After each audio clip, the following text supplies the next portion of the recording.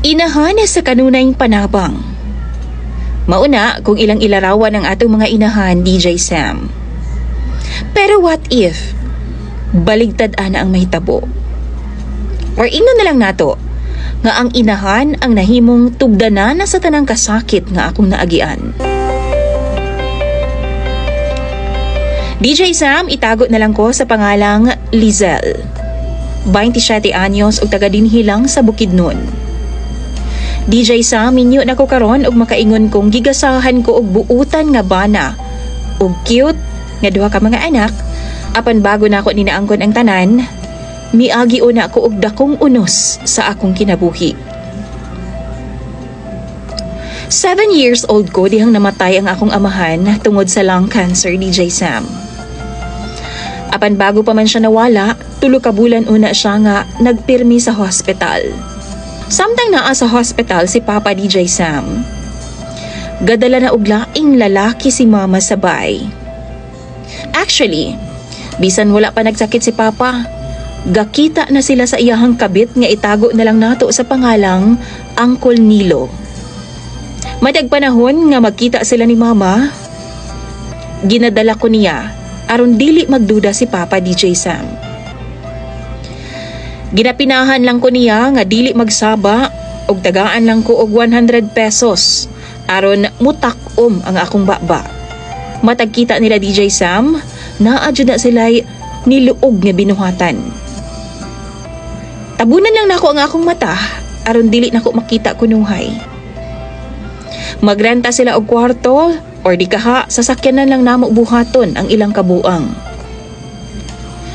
Dili pa na mao. Diyang namatay si Papa, month after, gidala na dayon niya ang iyahang lalaki sa balay. Nagainom sila, DJ Sam, sa akong atubangan, ug dili ko makalimot nga 9 years old ko dihang ginapaapil na ko ni Mama sa iyahang kabuang. Ginapahikap na ko niya sa private part ni Uncle Nilo. Gahila ko atong tungura, tungod kay kahibaw ko nga bastos na gimbuhaton kini, pero bunalan ko ni Mama o ginakumot ang akong baba kung ugaling man musupa ko niya. Aron dili ko masakitan, ginasunod na lang nako ang gusto ni Mama og sa iyahang lalaki. Dili lang kana, DJ Sam.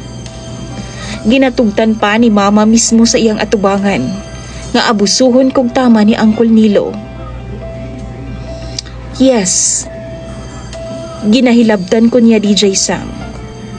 Og daw si Mama, walay pagsupak. Gani, makita nako nga ga-enjoy pa siya. 2 ka bulan sabto nga nilungtad ang ato nga senaryo, DJ Sam. Tungod giatol nako nga hubog silang duha, mitakas ko. Nisakay ko og bus ngadto sa akong apuhan. Wala ko misumbong kung unsay nahitabo apan nakiusap ko sa akong lola nga muuban ko sa akong iyaan nga niadtong tungura pauli ay nanganhi sa Bukidnon.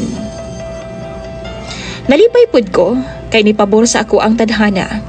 O giuban ko nila ni tita nga wala kabalo sila Mama kay sa tinuod lang nagilak-hilak naman jud kog taman og nagpakiluoy. Hinuon, naglagot pud si lola og tita sa gibuhat ni Mama nga naanay lain bisan bag-o pang namatay si Papa. Maong gikuha na lang pud ko nila. Nagbilin ko og note kang Mama, DJ Sam, nga dili na ko nila pangitaon. Kay kung ugaling man pugson ko nila, magsumbong ko sa pulis. Tuod man, wala na ko nila gisundan pa. Og nahimong tarong, o gialagaan ko sa akong tita, nga wapod na minyo na atong tungura. Igsuon day siya sa akong amahan, DJ Sam. Maong ingon ana na lang siya nga magmalasakit na ako. Gipaskwela ko niya o gigiyahan sa tarong nga dalan.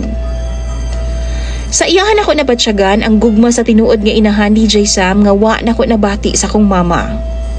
Maunang dako jud kaayo ang akong pasalamat kang tita. Pila ra may pagpanlabay sa mga katuigan, nigraduar na ko sa college. Nakatrabaho og naminyo na lang pod. Nakabato na ko og akong kaugalingong pamilya, DJ Sam. Naagihapon si tita sa ako ang kiliran og wala gyapon siya masayod sa kamatuuran. Akong bana lang ang akong gisultian sa tanan-tanan, DJ Sam. Usa ka adlaw ni ana, pag-abli nako sa akong messenger, na ay nag-message nako og nangumusta. Si mama nako. Nangumusta siya nako og nangutana kung asa na daw ko karon. Gimingaw daw siya o gusto daw siya nga muduaw ko niya. Og nihangyo siya nga pwede ba daw nga sa ako una siya mupuyo kay wa na daw siya'y kapaingnan, DJ Sam. Gibaligya na niya tanang kabtangan nga gibili ni Papa nga wa man lang ko niya bahini, DJ Sam. Og kay purdoy naman siya, gibiyaan na siya sa iyahang kirida. Pagbasa na ko sa iyang message, daw napukaw ang akong kagahapon og nabuhi ang akong dakong kalagot nilang duha, DJ Sam. Wa pa siya matagbaw. Sige pa siyag message sa akong duha ka mga anak, apan gipinahan na nako sila nga dili mo tubay adtong bayhana. DJ Sam, sakto ba ang akong gibuhat? Dili man gud nako malikayan nga magsurok jud ang akong dugo niya. Dili ko gusto nga mukonekta siya sa akong pamilya. Unsa bay angay na kong buhaton? Sa mga followers ni DJ Sam, tambagi ko ninyo palihog lang. Imong follower, Lizelle.